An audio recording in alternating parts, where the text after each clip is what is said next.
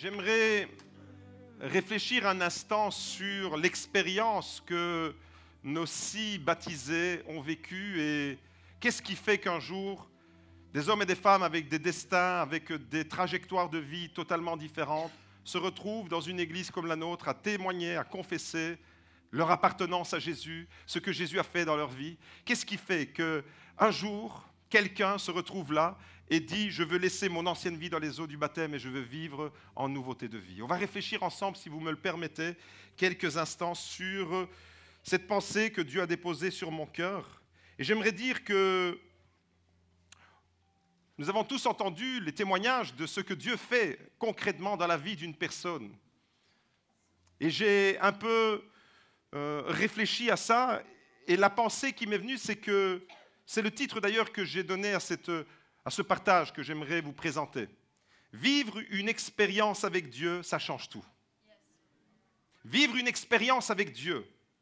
Voyez-vous, dans tout ce que nous avons entendu ce matin, le dénominateur commun, dans tous les témoignages, pourtant les vies, les arrière-plans de famille, arrière-plan social étaient passablement différents, mais néanmoins le dénominateur commun dans tous ces témoignages, c'est que chacun a vécu une expérience avec Jésus qui a chamboulé et qui a bouleversé sa vie. Ça, on le retrouve dans tous les témoignages. Et la bonne nouvelle alors pour vous ce matin, la bonne nouvelle, elle s'adresse à tout le monde, c'est que quel que soit votre vécu, quel que soit notre arrière-plan familial ou social, Dieu peut se révéler dans vos cœurs. Vous qui êtes là, peut-être vous avez été invité par quelqu'un qui a pris son baptême aujourd'hui, peut-être que vous êtes là pour découvrir, peut-être que vous retrouvez là et vous ne savez pas, mais qu'est-ce que je fais dans cette église? Eh bien, j'aimerais vous encourager et j'aimerais vous laisser une parole de la part de Dieu. Dieu peut se révéler à vos cœurs, quelle que soit votre histoire, quel que soit votre passé. Dieu non seulement veut le faire, mais il peut le faire. Et nous pouvons vivre alors une expérience avec Dieu qui change tout. Notre vie peut être complètement chamboulée, la destinée de notre vie peut être chamboulée, on peut être au fond d'un trou, on peut être au fond du gouffre, mais quand on vit une expérience réelle avec Dieu, eh bien, tout change à travers cette expérience. Alors, je ne sais pas si vous avez déjà remarqué, mais tant qu'on ne connaît pas quelque chose, on est un peu craintif. Quand on ne connaît pas, c'est connu. Le mot xénophobie, par exemple, c'est la peur de l'étranger. Et quand on ne connaît pas l'étranger, on en a peur. Quand on ne connaît pas une situation, on la craint, on la redoute même. Et Dieu, c'est un peu la même chose. Quand on ne le connaît pas, on a des a priori. Vous savez, avant que je ne donne ma vie à Jésus, il y a très longtemps, j'avais entre 18 et 19 ans, j'en ai 46 maintenant, j'ai expérimenté tout au long de ces années la fidélité de Dieu. Mais avant que je ne découvre qui était Jésus, alors que j'habitais non loin d'une église protestante évangélique, eh bien, lorsqu'on me parlait de l'église évangélique, j'avais l'impression que c'était une secte. J'avais l'impression que c'est parce que je ne connaissais pas. Et quand on ne connaît pas, on met des étiquettes, on met des jugements. On peut mettre des jugements sur des personnes. On ne connaît pas une personne et on se fait une idée de simplement ce qu'on voit, du visuel. Et on est assez rapide pour mettre des étiquettes ici et là et commencer à appréhender le monde avec notre ressenti. Quand on ne connaît pas, on a tendance à se méfier de quelque chose. Et d'une certaine manière, peut-être que, et on l'a entendu aussi dans les témoignages, et peut-être que c'est votre cas, avant de franchir le seuil de cette église, peut-être que vous avez hésité, peut-être que vous étiez méfiant, peut-être que vous ne saviez pas ce que vous alliez vivre et découvrir dans cette église. On décrit souvent les choses qu'on ne connaît pas à partir de notre perception. Voyez-vous, et l'ignorance nous conduit souvent dans l'errance. L'ignorance nous conduit dans l'erreur. Avec Dieu, c'est la même chose. Tant que nous ne l'avons pas expérimenté, nous ne pouvons pas comprendre combien Dieu est bon. Il faut l'expérimenter. Dans la vie, en général, c'est aussi la même chose. On peut connaître quelque chose en théorie, mais c'est seulement quand on en fait l'expérience que l'on peut comprendre la valeur de cette chose et apprécier sa qualité.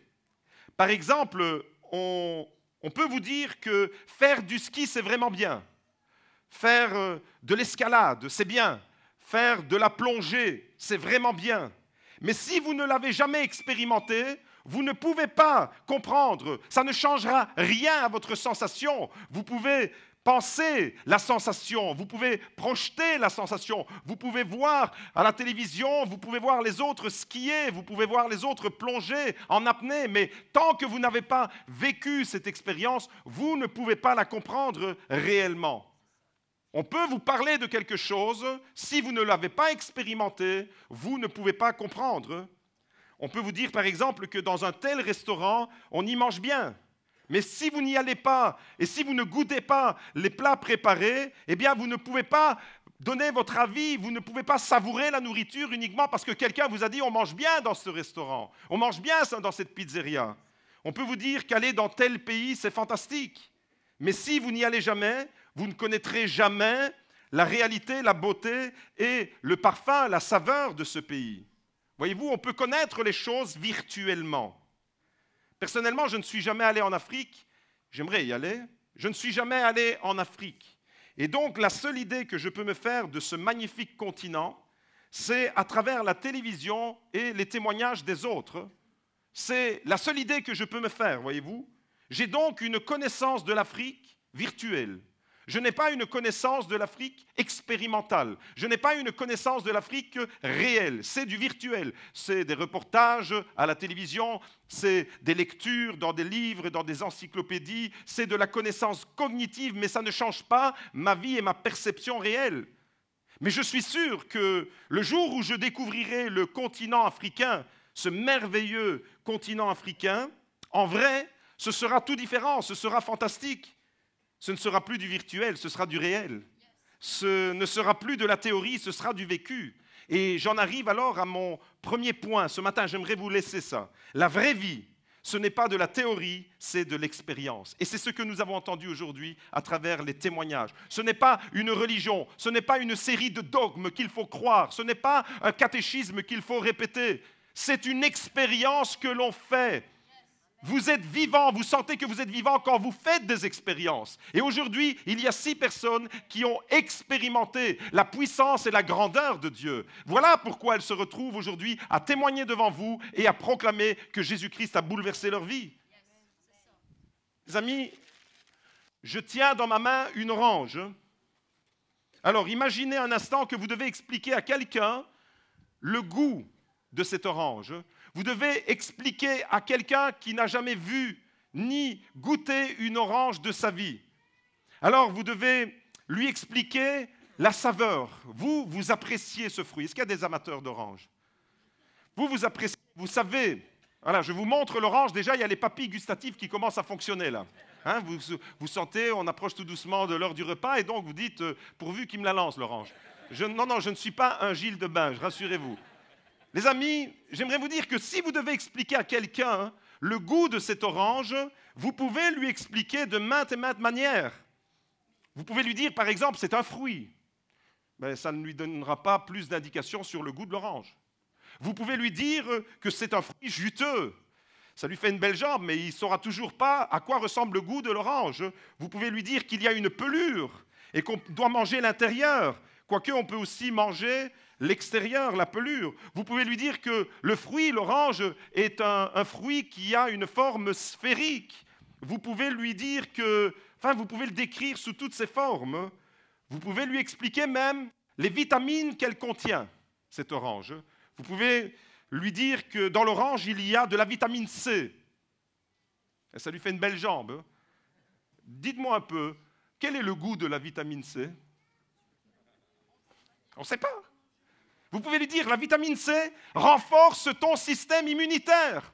Ça lui fait une belle jambe. Il connaît les choses en théorie, mais il ne connaît toujours pas le goût de l'orange, oui ou non?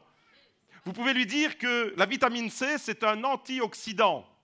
Ok, c'est bien, vous n'allez pas rouiller. Continuez à prendre des oranges. C'est un antioxydant qui contribue à la cicatrisation des plaies et des fractures. Ok, c'est très bien, mais ça ne vous donne toujours pas d'indication à quoi ressemble le goût de l'orange quand vous la mettez en bouche et quand vous croquez et que les quartiers d'orange bien juteux, surtout si c'est des oranges qui viennent de Sicile, waouh! Mes amis, vous pouvez lui dire que l'orange améliore l'humeur. Alors là, je vois les prédications coup de coude. C'est la femme qui dit à son mari, mange des oranges, tu vas améliorer ton humeur.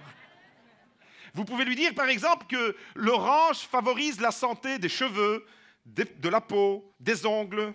Mais bon, tout ça, c'est des descriptifs en théorie. Mais la personne, elle est devant vous, vous lui avez fait un exposé magistral sur la nature profonde de l'orange, mais elle ne sait toujours pas à quoi ressemble le goût d'une orange. Vous voyez qu'il n'y a qu'une seule façon pour savoir à quoi ressemble le goût de l'orange, c'est de l'expérimenter, c'est de l'ouvrir, c'est d'enlever la pelure et puis de manger l'orange. Vous pouvez lui dire par exemple qu'il y a de la vitamine B9, vous pouvez dire qu'il y a du potassium, du calcium, du magnésium, enfin bref, vous pouvez dire toute la description possible et imaginable.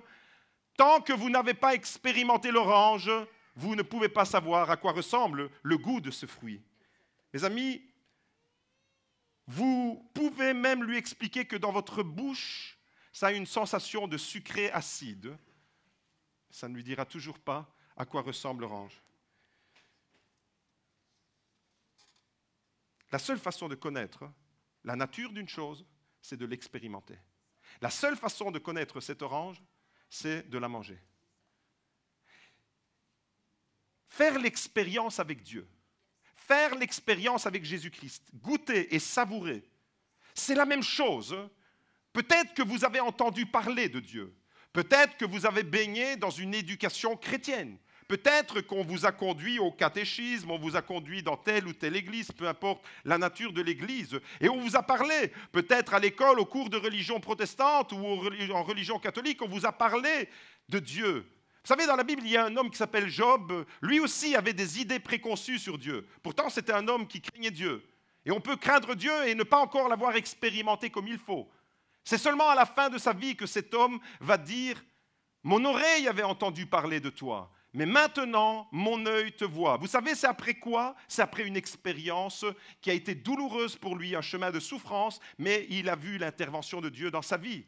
C'est l'expérience que Job va faire avec son Dieu qui va lui permettre de découvrir qui est Dieu.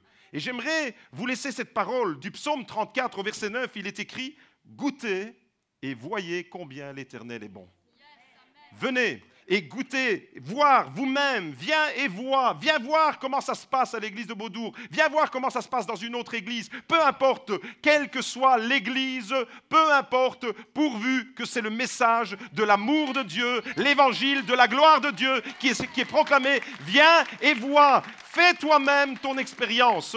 Psaume 34, verset 9, goûtez et voyez combien l'Éternel est bon. Autrement dit, dans ce verset, il y a une invitation qui nous est lancée. La Bible nous lance une invitation à vivre, à faire une expérience avec Dieu. Mes amis, écoutez bien ceci. Lorsqu'une personne goûte réellement aux bontés de Dieu, sa vie change radicalement. C'est ce que nous avons entendu à travers les témoignages. Et c'est mon deuxième point. La deuxième leçon que j'aimerais vous laisser ce matin, c'est faire l'expérience de Dieu dans notre vie nous permet de connaître et de découvrir une vie de qualité. Et vous l'avez entendu dans les témoignages, les uns étaient au fond du gouffre, les uns étaient désespérés, les uns étaient complètement inquiets, dans la peur, étaient même avec, vous l'avez entendu, avec des pensées suicidaires dès l'enfance.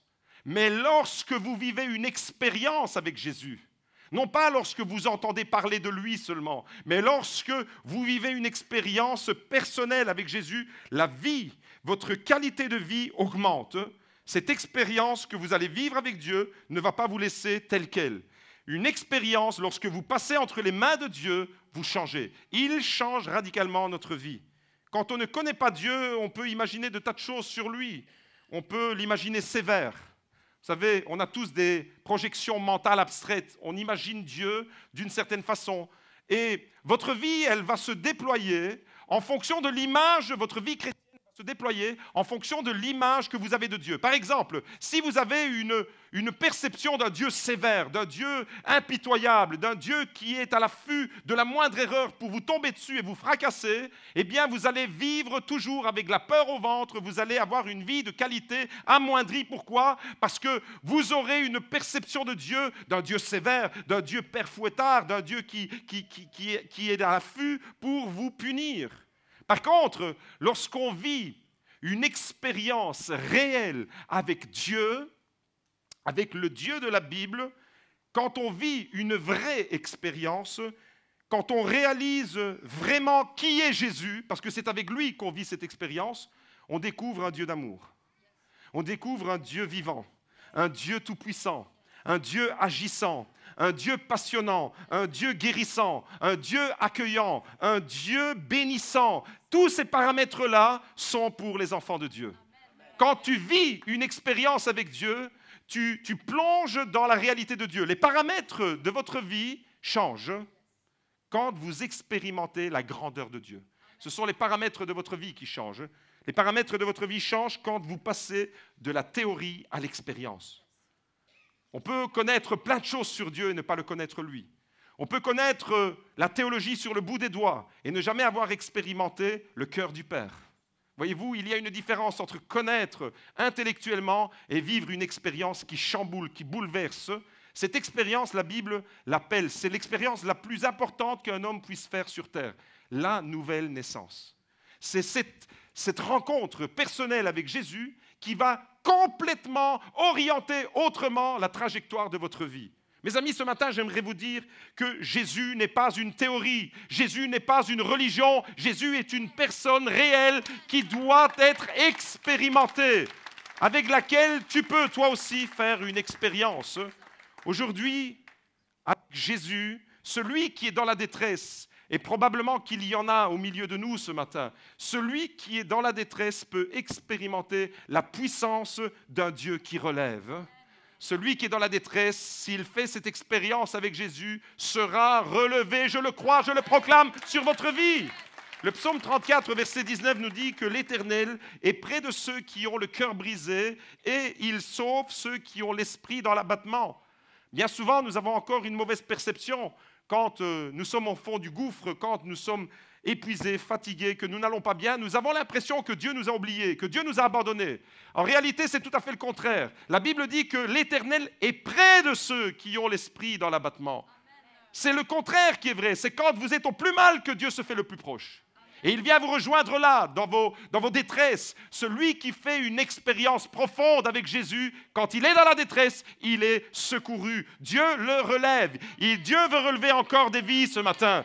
Celui qui fait l'expérience, celui qui est enchaîné, par exemple, par l'alcool, la drogue ou les médicaments, et nous avons entendu dans les témoignages, nous avons entendu que par moments, la vie de chacun peut être comme enchaînée. Eh bien, mes amis, j'aimerais vous dire que celui qui est enchaîné par l'alcool, la drogue ou quelque forme d'addiction et qui fait une expérience avec Jésus peut expérimenter la puissance d'un Dieu qui libère, qui fait tomber les chaînes et les verrous. Parce que Dieu libère aujourd'hui encore. Dieu peut te délivrer de l'alcool, Dieu peut te délivrer de la drogue, Dieu peut te délivrer de la cigarette, Dieu peut te délivrer de la pornographie, Dieu peut te délivrer de toute forme d'addiction. Dieu peut te délivrer parce qu'il ne t'a pas destiné à être esclave de quoi que ce soit. Si vous demeurez dans la parole de Jésus, vous connaîtrez la vérité et la vérité vous rendra libre. Celui qui vit une expérience, celui qui se sent seul et désespéré, s'il vit une expérience avec Dieu, peut expérimenter l'amour, la tendresse et la proximité de Dieu. Mes amis, ce Dieu-là ne peut que vous bénir. Ce Dieu-là ne peut que vous faire du bien. Vivre une expérience avec Dieu. Celui qui culpabilise, nous l'avons entendu dans le témoignage de Nicolas, celui qui culpabilise à cause de son passé peut expérimenter la puissance du pardon qui libère. Celui qui se pose des questions et qui cherche le sens de la vie peut trouver le Dieu qui dit « Je suis la vérité, je suis le chemin, la vérité et la vie » et c'est Jésus qui le prononce cette parole.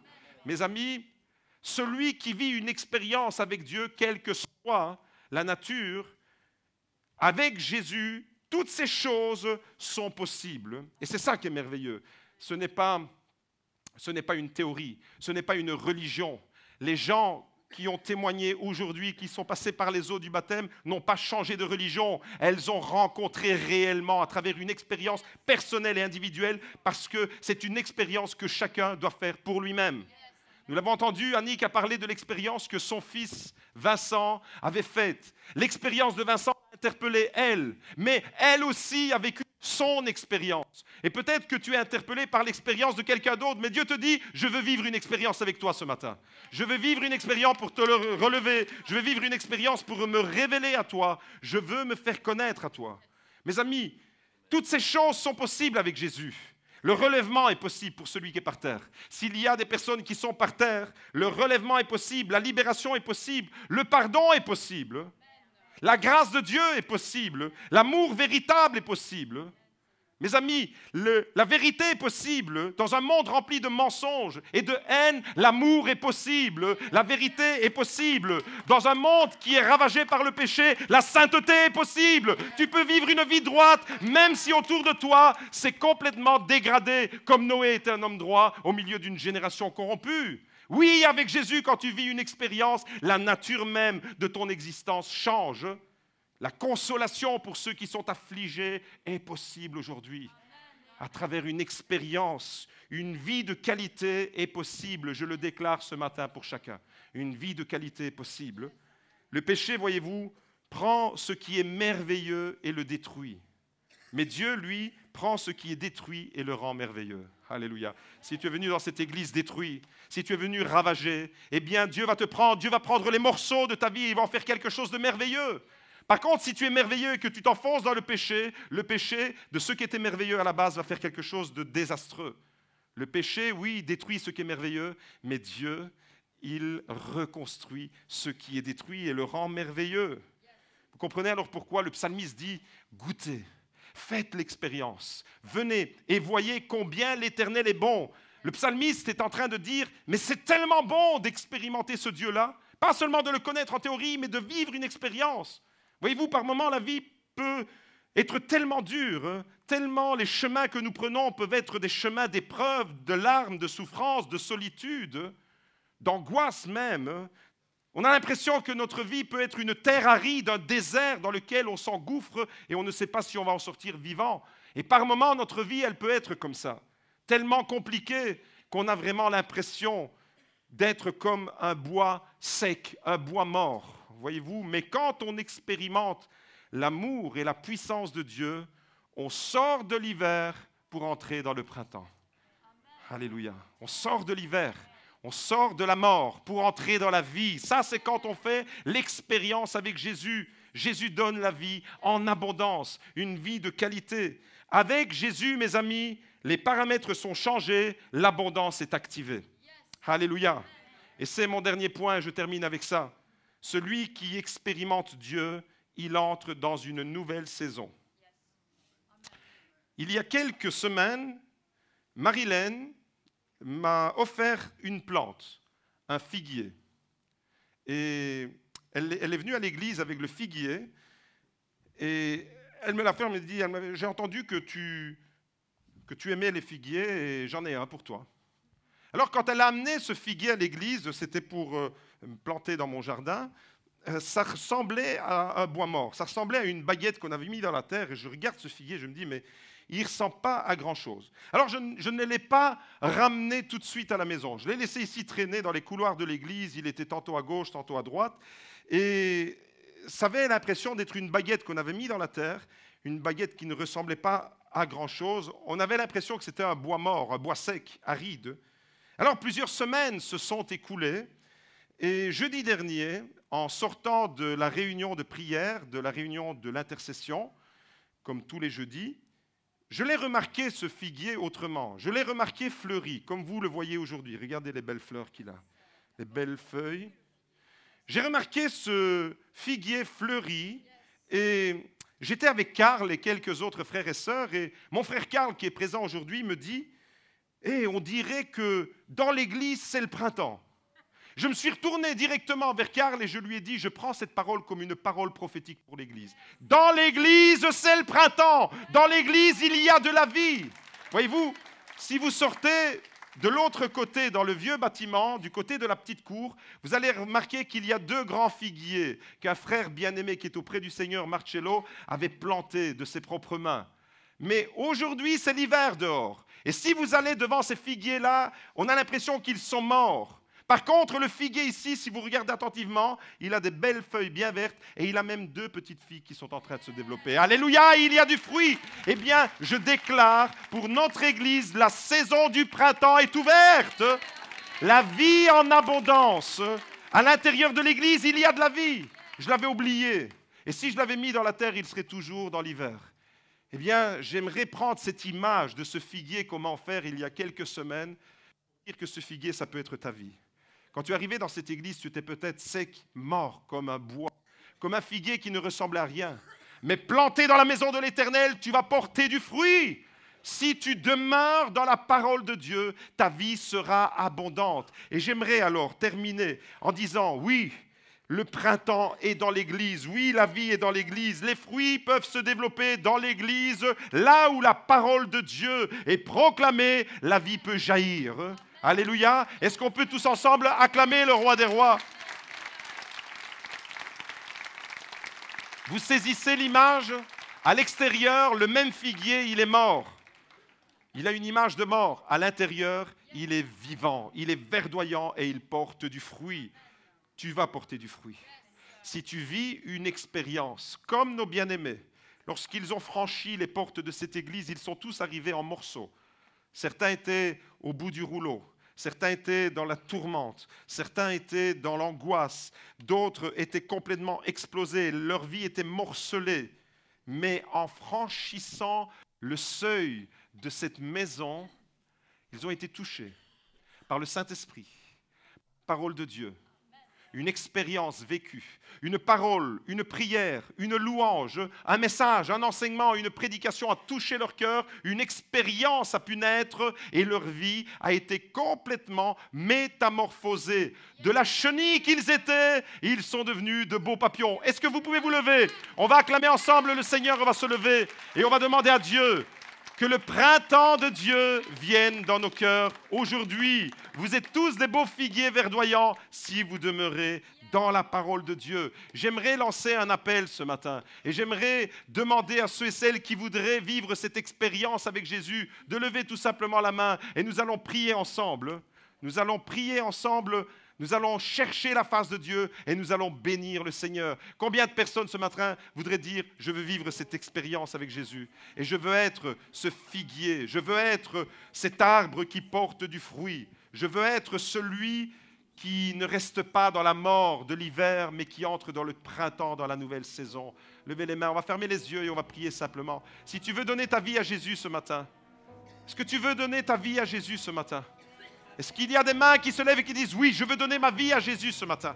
Alors, reste là où tu es, simplement lève tes mains et nous allons prier que tu puisses recevoir aujourd'hui Jésus dans ton cœur, comme nos bien-aimés l'ont reçu, comme nos bien-aimés ont témoigné. Leur vie a été changée, une expérience, non pas une théorie, mais une rencontre personnelle qui a chamboulé leur cœur. Ce matin, Seigneur, je te prie pour toutes ces mains qui se lèvent, autant de mains levées, autant de cœurs ouverts devant toi. Je te prie, Seigneur, que cette expérience puisse être le début d'une merveilleuse aventure. Venez et goûtez, voyez combien l'Éternel est bon. Faites l'expérience des bontés, de l'amour, de la puissance de Dieu. Merci Seigneur. Merci Seigneur de planter tes enfants dans ta maison comme des jeunes plants qui portent du fruit et qui soient verdoyants, pleins de sève, pleins de vie. Seigneur, je te demande au nom de Jésus, est-ce qu'il y a quelqu'un qui voudrait demander pardon pour ses péchés et dire, Seigneur Jésus, aujourd'hui, je veux t'offrir ma vie, je veux confesser que tu es mon Seigneur et mon Sauveur. Je veux le proclamer, tu es mon Dieu. S'il y a quelqu'un qui veut se réconcilier avec Dieu ce matin, c'est le moment de le faire. Une nouvelle saison, un nouveau printemps pour toi. Lève ta main là où tu es, simplement.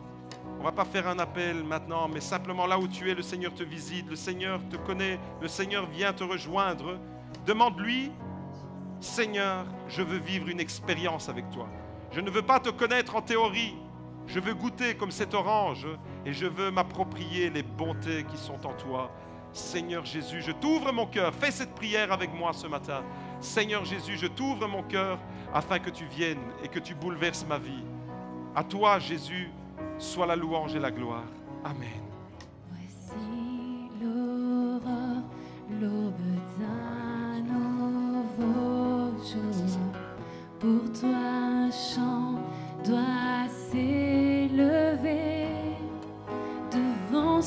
qui m'attend et ce qui pourrait arriver.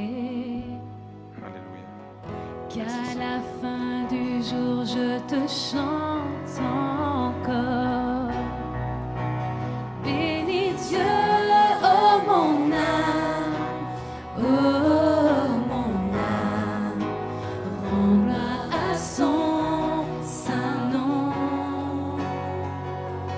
Oh, chante comme jamais, oh mon âme, rends gloire à son saint nom. Riche en bonté et lent à la colère, ton nom est grand et ton cœur est bon.